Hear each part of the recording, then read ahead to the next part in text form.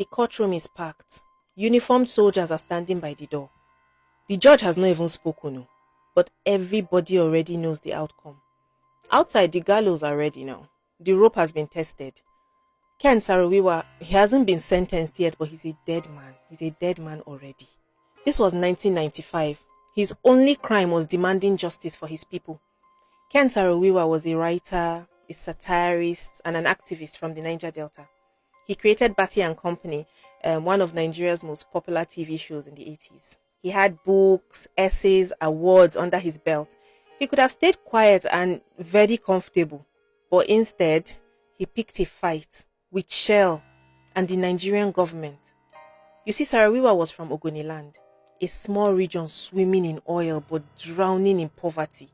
For decades, multinational oil companies had drilled billions of dollars worth of oil from Ogoni soil, while the people living there got nothing but polluted water, polluted air, destroyed farmlands, health problems. And so in 1990, Saro-Wiwa co-founded MOSOP, the movement for the survival of the Ogoni people.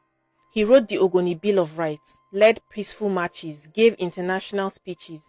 He called out Shell by name. In one protest alone, just one, over 300,000 Ogoni people marched behind him. No violence, just voices. But the government didn't like that. And neither did Shell.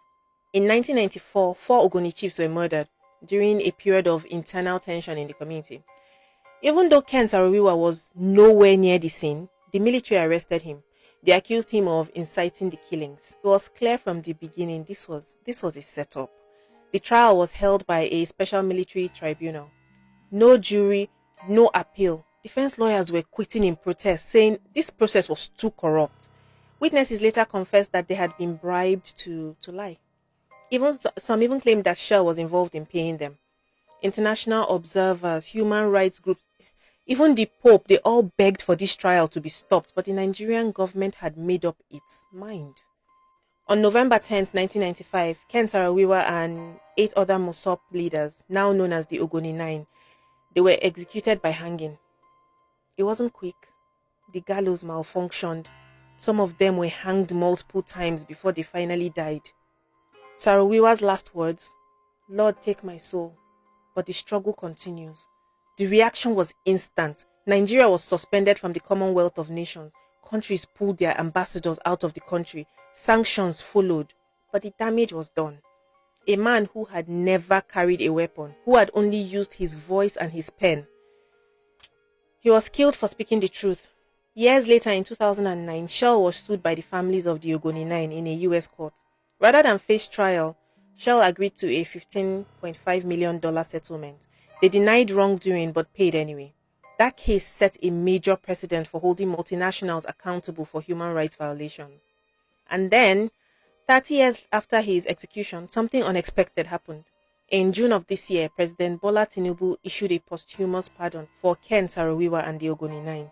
He called them national heroes. Saro-Wiwa was awarded the Commander of the Order of the Niger. But the family said, a pardon? A pardon is not enough. Because a pardon means, okay, so you were guilty, but now we forgive you. Saro-Wiwa wasn't guilty, he was framed. What his people want now is a full exoneration and a proper cleanup of Ogoni land, because believe it or not, decades later, the oil is still there, the pollution is still there, the struggle that he died for is still not over. Ken Saro-Wiwa fought oil companies with nothing but words. He stood up to a military regime. He warned the world long before climate activists had hashtags. And he died a martyr for environmental justice. No gun, no violence, just courage. That's what made him dangerous.